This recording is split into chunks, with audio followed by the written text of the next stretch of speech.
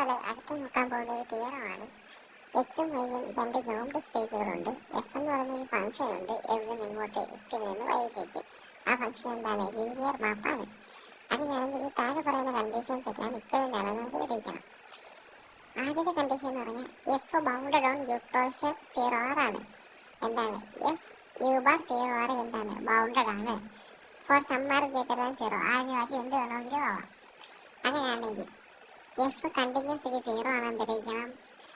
F continuous on X ആണെന്ന് തെളിയിക്കണം. അതേപോലെ F uniformly continuous on X ആണെന്ന് തെളിയിക്കണം.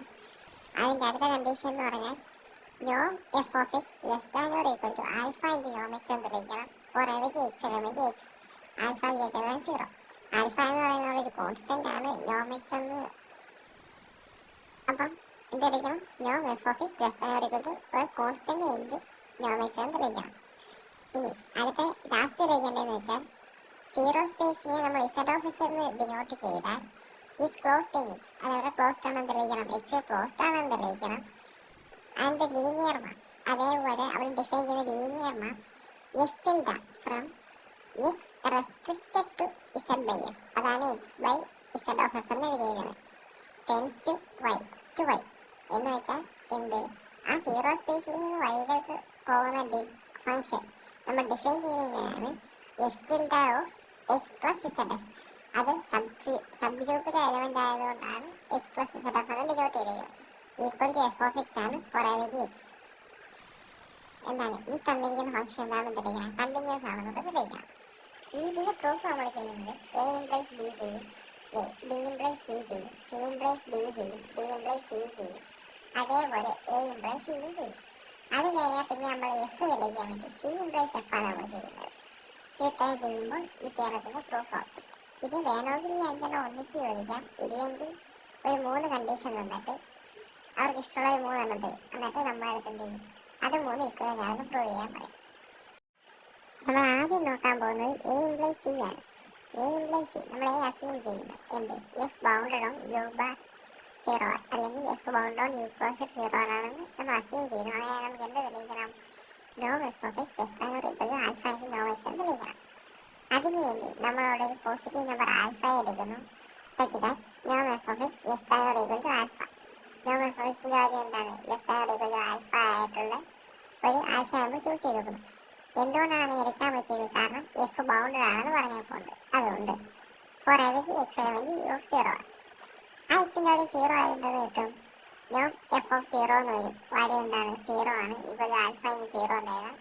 ഈക്വൽ ടു ആൽഫ ഇൻറ്റു 0 എന്ന് എഴുതാം. നോം 0 എന്ന് എഴുതാം. കുഴപ്പമൊന്നുമില്ല.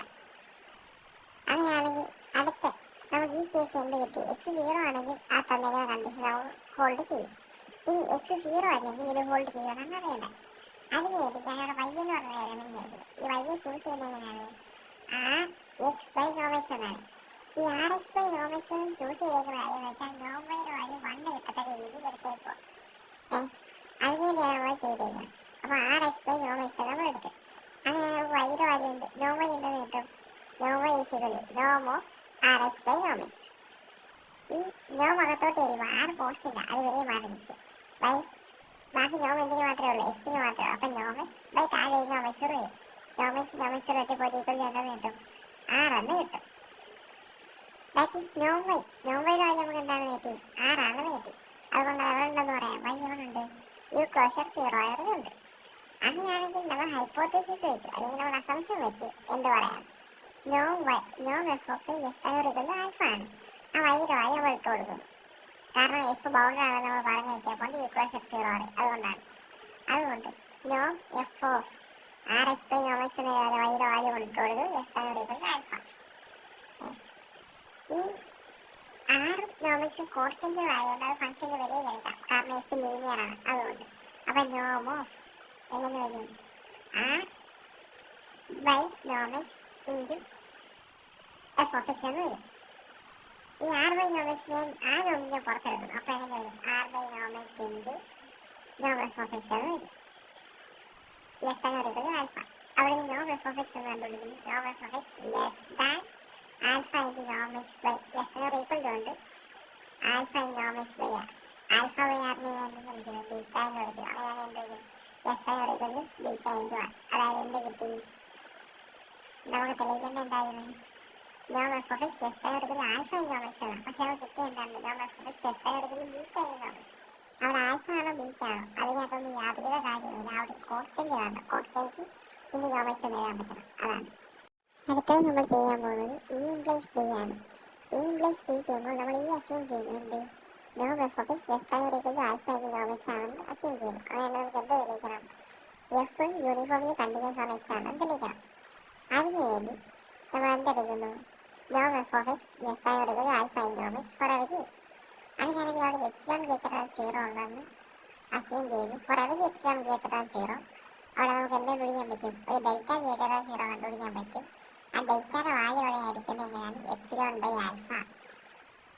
അങ്ങനെയാണെങ്കിൽ ഞാൻ നോം എക്സ് മൈനസ് വൈ എന്ന് കണ്ടുപിടിക്കും. നോം X minus Y less than delta ആണെന്ന് അസ്യൂം ചെയ്ത് നോക്കുന്നു. അങ്ങനെയാണെങ്കിൽ നമുക്ക് എന്ത് എഴുതാം?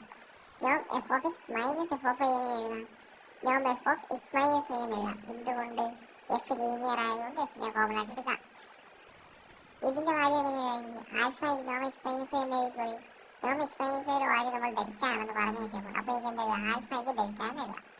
ഡെൽറ്റയുടെ വാല്യൂ കൊണ്ട് വെട്ട് കൊടുക്കുന്നു. Alpha into epsilon by alpha. അപ്പോൾ ആ ഡെൽറ്റയുടെ വാല്യൂ എപ്സിലോൺ ബൈ ആൽഫ എന്നുള്ളത് എന്തിനാണ് ഇപ്പോൾ മനസ്സിലായോ? ആൽഫ ആൽഫയുടെ വെട്ടിക്കളയാം. അപ്പോൾ ലെസ് ദാൻ എന്ന് കിട്ടും എപ്സിലോൺ. അതായത് ഒരു നോം വാല്യൂ ലെസ് ദാൻ എപ്സിലോൺ എന്ന് കിട്ടിക്കഴിഞ്ഞാൽ എന്തായി?